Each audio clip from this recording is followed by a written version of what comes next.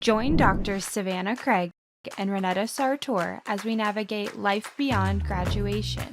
Real conversations about forging our own paths in our early years in our careers. There's a reason it's called practicing dentist. All right, welcome back to another episode of Beyond Graduation. I am Savanah Craig. And I am Ronnetta Sartor, and we're so happy to be back. This week, we are talking about financial controls. So here in the Ignite DDS world, we talk about our self-determined future and, how we can take control over putting our life, on the path that we want. So we look at a bunch of different areas of control that we have in our life, and finances are a big part of that. So shout out to Dr. David Rice for the topic idea this week. I'm interested to hear your perspective on it because you graduated around the time of COVID and all that stuff, right? Yeah, so I'm 2 years out, 2022. And so the economy is a bit different once you got out of school and graduated compared to when I did. Things were a bit different, so I think it'll be interesting to hear your perspective, especially because you are 2 years out. And I'm feeling old, but at this point I'm 7 years out, so go for it. Yeah. So I feel like I ramped up to it because I went into residency and, we were making good money when you went from dental school where you were losing money constantly. And then, obviously now as an associate, getting real paychecks is awesome. So I think the biggest thing for me was finding balance between, making your lifestyle a little bit nicer. You don't have to live like a student and have roommates and all of that. Well, I have Adam, but different. Versus trying to still, you can't come out of dental school, in my opinion, and go buy, a brand new car, all these things. Just trying to allow yourself some freedom to have a nicer life because you worked really hard for this career, but also being realistic and trying to save for other goals. If you want to buy a practice, if you want to buy a house, and there are ways to make all of that work. So we lived in a nicer apartment in residency than I did in dental school, but it wasn't astronomical. It helps that I have a partner with a full-time job too. So that's a specific privilege that I have in those moments where I could save more of my residency salary and those sorts of things. But just living within your means has been ingrained in me from family and friends and mentors. So that's helped over these last 2 years. But we're still taking vacations and impulse buying massage chairs off of Facebook Marketplace. But you got it for a really good deal, though. Right? See, balance. Balance. There you go. So you didn't go out and get like a brand new one. You found one that was within your means. Exactly. I guess I would say, from my perspective, one of the best things that probably could have happened to me was in dental school. We had like some finance people come in and like talk to our class for lunch and learn. But after, one of the guys, he followed up with me. And, you're in dental school, like you say, we're going in the negative, as the hours speak, as the hours go by. And so I'm like, okay, I'll meet with you, but I have nothing to give. There's nothing here. I'm eating ramen most nights, or just eggs, trying to figure it out. But it was one of the best things that could have happened because it gave me perspective. And then when I was in residency, He followed back up with me, and we talked about, okay, these are your goals of what you want. So we talked about that I'm the eldest of my sibling and I, and at some point I may need to help take care of our mom. We Mm-hmm. talked about at some point I wanted to get married and have children and have a practice and all these things, which was fundamental to me figuring out what I needed to do for finances. So one of the first things, and I'm sure they talk about it in dental school all the time, and the ADA, thank God for the ADA giving us the free disability insurance policy. Mm-hmm. But I would say just about everyone that you talk to will say that that's the first piece of the pie, because you have to Yes. protect your assets, and your assets are pretty much your hands and your eyes, um, and your body as well, kind of the whole shebang. It As much all of it as you can protect. right, it all has to be working. And so that was the first step for me in residency, and it was cheaper in residency because you got student rates to get the disability Mm-hmm. insurance. But from there, just, okay, well, I need to save X amount per paycheck to get to this amount. And then once you get in the habit of doing that, okay, well, now I have a little cushion in an emergency fund. So now I can start investing, but even learning, okay, this is how you invest and that sort of thing. So I think a very important part for me early on, especially because I'm a first generation, like, college student, like first generation kind of everything. Yeah. Um, I didn't have like someone to tell me this is how you should do money.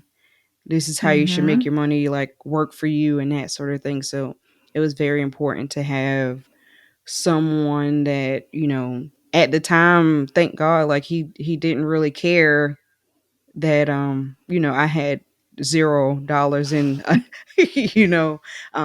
it was more so he was passionate about educating people on what to do with your finances. So Yeah.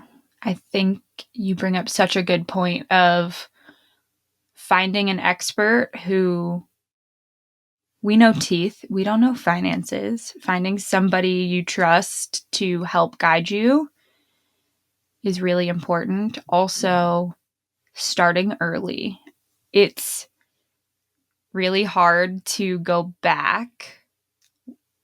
I I think it would have been really challenging to not have had those habits of saving, investing when you didn't have a lot, and then trying to, once you had an associate paycheck, now decide I have to save and invest. So I think if you can start those habits early and just let everything sort of in the same ratio grow as your income grows, is a lot easier than not having any of that, like, structure or system in your life for saving and looking towards the future and future goals. I agree. What did they tell you anything in dental school at all about, this is what you should do with your finances if you want to be a practice owner? Or For some reason, in the back of my mind, it's always been like $50,000 that you have to have in a bank account to prove to the bank that you can get a practice loan. I don't know if that's true. I've heard a variation of that. I've Okay. heard much lower, and I've heard higher as well. So I think my game plan was, okay, I know within X amount of time I want to be a practice owner. So Right. I really have to live below my means and save everything that I can to be able to prove to them, okay, I've got this saved. I'm ready. Um, One of the myths or pieces of information that I've learned relatively recently, probably since I graduated dental school is the whole idea that banks don't necessarily look at your debt to income ratio because I don't know, just where I came from, it was pay off the debt as fast as possible, all of those things. But the bank's really looking at your monthly student loan payment or car payment or whatever. So compared to your income. So even if it takes you longer to pay off your debt, if you have a smaller monthly, right, it almost makes it look better to get your practice loan or your mortgage or whatever. And so I pretty much was told the same thing, Okay. get the plan that would allow you to have the lowest Mm-hmm. student loan payment. Now, if you want to pay extra so that you take over the interest, that's fine. But banks care about what the payment shows so that they know, okay, well, they'll have the money to pay the loan back. Right. They want their piece of the pie as well. Fair enough. Right. Because, like, besides who you marry and buying a home and that sort of thing, it's probably one of the most important but also expensive decisions that you'll make. Mm-hmm. Yeah. So how you've been doing this for longer than I have. How has things changed? If if you could go back, would you change anything? Pretend you're talking to yourself 5 years in the past. What would your advice be? And how have things changed from first out resident to associate, now as a practice owner? I'm sure the financial systems you have are super different now. Hmm. So it's a lot more plate spinning now for sure. But from a perspective of, I think your first question was, would I change anything? I think, because in school we always heard, if you want to, gosh, I'm losing my voice. Hold on. Bright and early podcasting here, everybody. I know. If you want to be a practice owner, buy the practice before you get the house. Um, I don't know if I would change it. I think it really depends on what the economy is doing and what the interest rates were. Sure. Um, at the time when I purchased my house, I did not have a practice yet, but interest rates were in the 2% range. So I said, why not? Yeah. It's just going to go up anyway. And, I purchased the practice maybe less than a year later. And by then it had gone up at least 2% in Is the between that time. reason is the reason for that advice just back to that monthly like debt payment? Why did they tell you get the practice first? That's a good question. I maybe should have asked for more clarity, but But to, I've heard that from so many yeah, people and I didn't know. yeah, I guess to your point, um, because I mean they factor in if you're renting, they'll factor that in too. So I yeah, think I a lot of it depends wonder. on where you live, right? So Sure. I'm in South Carolina, so what I was paying for an apartment, I could have had a house and paid less than. Mhm. And so for me, it made sense. But if you're in, a big city, it Mhm. may not. It may be that you can rent for cheaper. Yeah. And as long as that number is smaller, I would think that it's more appealing to the bank, Okay. because you have less that needs to go out and you'd be able to make that payment to them. Right. It's just all about money in, money out. So I think Okay. that's one of the things that, from that perspective, I can see it. A lot of it is where do you live? Where do you want to Sure. live, as Dr. Rice would say? And then just knowing what things cost, running the Mhm. numbers to see, I when I bought my house, it was my lease was about to renew on my apartment, and I knew what the price was going up to, so I had Right. I had an idea of, okay, well, if I could get a mortgage that's within that range, then I'm doing something, you know? Mhm. And so I won't say that I would change that because it ended up working out, but I think it is something that, you know, we all want when we leave school. Okay, I want to be homeowner, practice owner, but I think a lot of it depends on where you live and how much things cost. And to your point that we spoke about earlier, what the economy is doing, like now the interest rate's three times what it was when I bought my house. So that number is going to be larger than what it was before. Mhm. Um, you asked as well about how it looked as a resident versus an associate versus now a practice owner. So as an associate and as a resident, like I said, I was just throwing as much money away as I could just to save it, invest it, and see it grow as quickly as it could because I knew that at some point I wanted to be a practice owner and I wanted to be able to make that dream a reality. Mhm. Um,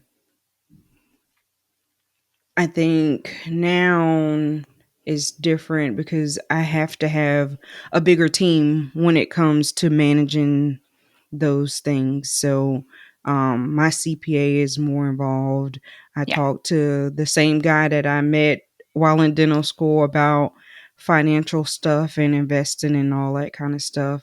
But now it's making sure that home as well as the practice are on the right path Mhm. and making sure that I'm not overspending in the practice because the practice has its own bills, but also making sure that at home I'm doing what I need to do for um you never know, what if we have another um COVID-19 scare or some other Yeah. catastrophe or Yeah. pandemic break out. You want to make sure that not only can I sustain myself at home, but I'm also now responsible for my team has six other people. I'm Yeah. responsible for the financial lives of six other families. Yeah.